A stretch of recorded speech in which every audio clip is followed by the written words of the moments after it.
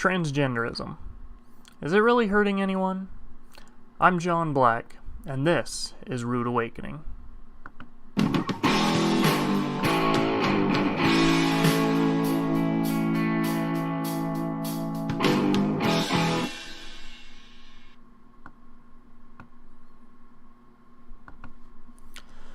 So, transgenderism. Are we actually hurting anybody by letting them believe that they are a gender they were not born as? Yeah. We're hurting quite a few people. That's what I want to go over today. And I feel that there's two groups that are the most adversely affected here. The first group is one that's come up a lot recently, and that is the women in sports. Female athletes are the ones we are hurting quite a bit. There's another group I want to go over later, so don't think this is just me ranting about what I've seen on Facebook recently. There's another group of people who are being more adversely affected than women in sports, but let's start with this. When you look at transgendered sports, or transgendered people in sports, an alarmingly high amount of them are competing in women's sports. You would think that it would balance out, considering that there are women who identify as men and men who identify as women. But it's more likely that someone who identifies as transgendered is going to compete in women's sports. The reason behind that is women's sports don't have as high a standard. I'm not saying that to be like men are superior or anything, or men are better or anything, but men are stronger, men are faster. Men are built differently than women. Men and women are not interchangeable like that. So, you have these men who identify as women who are competing in women's sports, and the headlines always seem to say that trans person beats all the women in this state cycling thing, or in this wrestling match, or in the, these transgendered men are the ones winning. They're competing in women's sports, and they are kicking the crap out of women, because you can look at anywhere. When I was in high school, I competed in track and field events. I pole vaulted. Now, in order to qualify for the state pole vault in 1A in Arizona, you have to be able to jump 8 feet. To qualify as a woman, you have to jump 6 feet. That's how it is across the board, with every single event in track and field. There's the men's standard and the women's standard for competing at state. And if you hit this standard, then you qualify for state. That we've known this for a long time. That men are faster, men are stronger. And now, all of a sudden, we're like, well, it's okay because this one identifies as a female? That's not right. You have that 44-year-old cyclist, I think he was a cyclist, who competed against 24 and 25-year-old women and won. Beat all of them. He was 44. Had he competed in a men's meet, or in a men's cycling whatever, he would have lost against 25 and 24-year-old men. And when I say this should be across the board, you still have women who identify as men who are competing in women's events. So all transgendered people want to compete in the women's events. Because when you have a woman compete in a man's event, which we have seen, there have been transgendered women who have competed in the men's events, and they've lost overwhelmingly. When you have a man compete in women's events, that man will succeed almost every time. Will be in the top 10, top 5, first and second place. When you have women who compete in men's sports, it's completely different. They don't place. They don't get in the top 10. Because again, we've known this. We've known that men have the advantage when it comes to physical endurance, when it comes to physical strength, when it comes to speed. We've known this. And yet for some reason we've decided to just forget everything we knew, just to forget all of science and to let these men compete against women. That's fairly selfish on these men's parts. That's just how it is. That's extremely selfish. And if you want to call me transphobic for it, then fine. Then call me transphobic. We'll move on to the next part as to why that's wrong. But this is just a transgendered man who wants to get an award in a sport. And so they go over to the women's side, and you cannot prove to me that all of these men completely identify as women. What if they're just doing it to get the win? There's no evidence going either way. But there's a lot of evidence saying that they're winning. And that women are losing.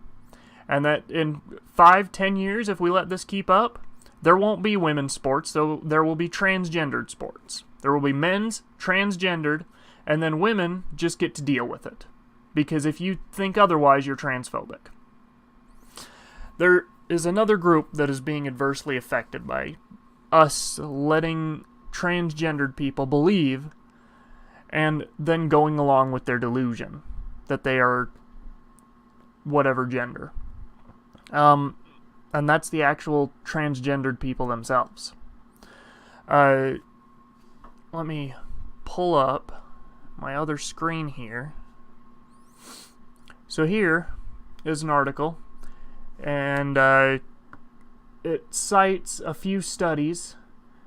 It says transgendered people face alarmingly high risk of suicide. And the part that I wanted to focus on right here is suicide attempts are common among transgendered. 41% try to kill themselves at some point in their lives compared to 4.6% of the general public. That is an insane number. That's crazy. That 41% of them. There's another study that says almost 60% of transgendered who are any kind of minority. 60% of them. If we look at this one right here, more than half of transgendered males attempt suicide. More than half.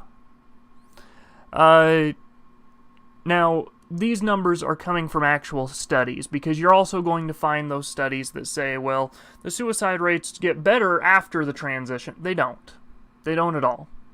Let me tell you why some things come up different than other things. There's polls and there's studies. Okay?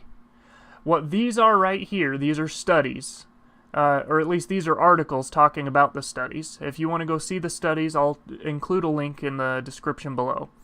But these articles are talking about actual studies. This is how many people have attempted suicide and how many people we can verify have attempted suicide.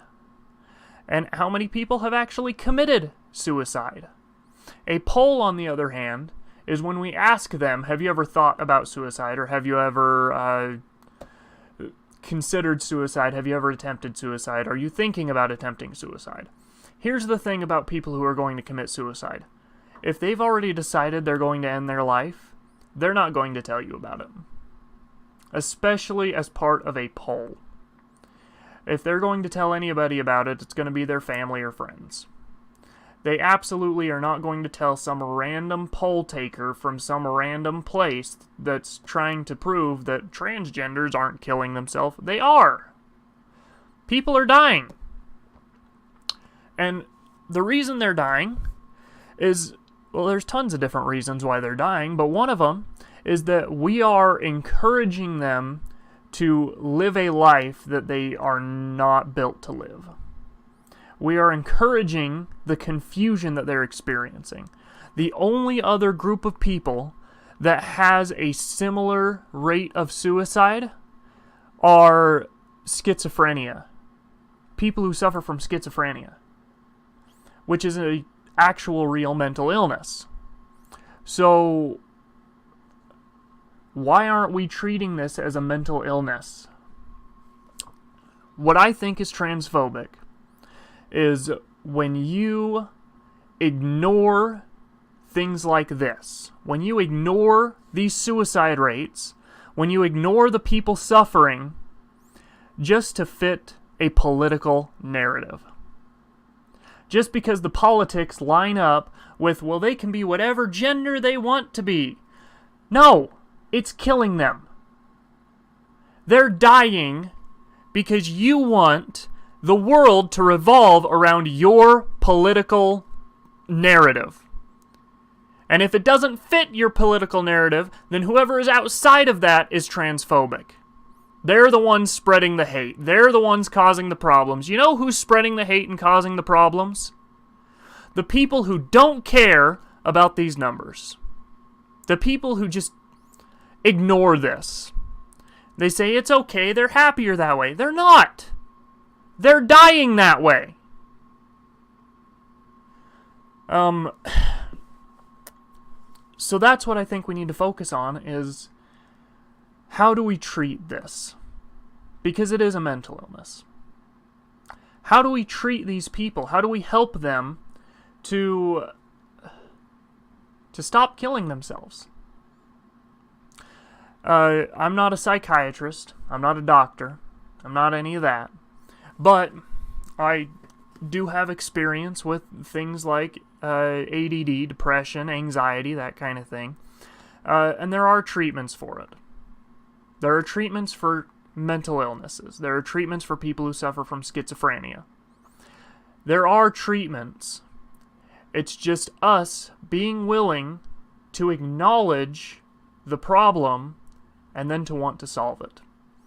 Instead of ignoring the problem just to get votes. Just to say that one side is better than the other. So, those are the two groups I think are most adversely affected. Obviously, women's sports, they're suffering, but I think that the transgendered community is suffering even more. And if that makes me transphobic, then fine. I'll be transphobic if it means saving their lives. If it means helping these people who are suffering from a mental illness, then yes, I'm transphobic. That's all the time I've got for this topic. So let me know in the comments below, what do you think we can do? What kind of treatments or what kind of things can we do as people to help them? Because obviously what we're doing now isn't working. Telling them that, you know, that's the way you are, that's just how it is, that's not working. And also telling them that they're stupid and telling them, you know what, just identify as your biology. That doesn't work either. I can show you numbers that show that is the same way, that's not helping the problem at all. There's got to be a fix for this issue. There's got to be.